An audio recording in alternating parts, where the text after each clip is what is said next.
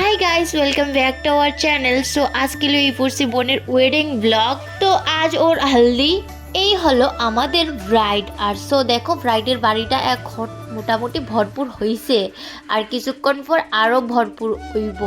আর guys এখন চলতেছে ব্রাইডের বাড়ির লুকের ফটোশুট। এখন ফটোশুট চলতেছে না, এখন চলতেছে শুটিং। এখন তো প্রত্যেকটা বিয়ে বাড়ির মধ্যেই এরকম শুটিং হয় আগে, তারপর বিয়ে হয়। যাই হোক, একটু মজা করলাম তোমার সাথে। সত্যি কথা বলতে এখন ফটোশুটই চলতেছে। এখন যারা স্টেজে দাঁড়াই রয়েছে তারা হইছে ব্রাইডের বৌদি। আর এখন আমরা অনেক নাচ করতেছি, মজাই লাগতেছে। আর আমারে কেমন লাগতেছে তোমরা একটু কমেন্ট করে কইও।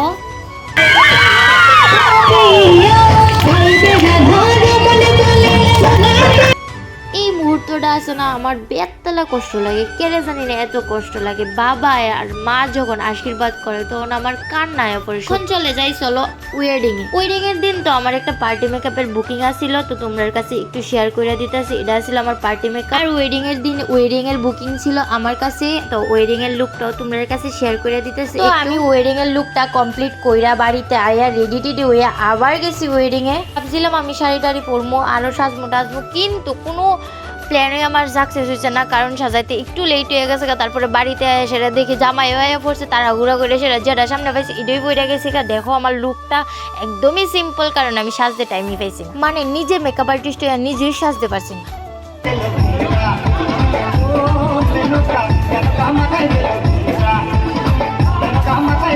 আর বাঙালি বিয়ে মানেই কুঞ্জ, আর কুঞ্জ দেখতে সবাই ভালোবাসে। আর আমি খাওয়া দাওয়া করিয়া আয়া দাঁড়াই গেছি কুঞ্জ দেখার লিগা। তোমরা তো দেখাইছি না ব্রাইড আর ব্রাইডের হাজবেন্ড রে, তো দেখালাও এই ব্রাইড আর ব্রাইডের হাজবেন্ড।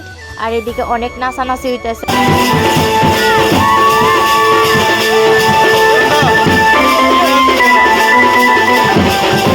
তো গাইস, ভিডিওটা আজকে এখানে এন্ড করতেছি। ভালো লাগলে লাইক কমেন্ট শেয়ার করে দিও। Thanks for watching, by.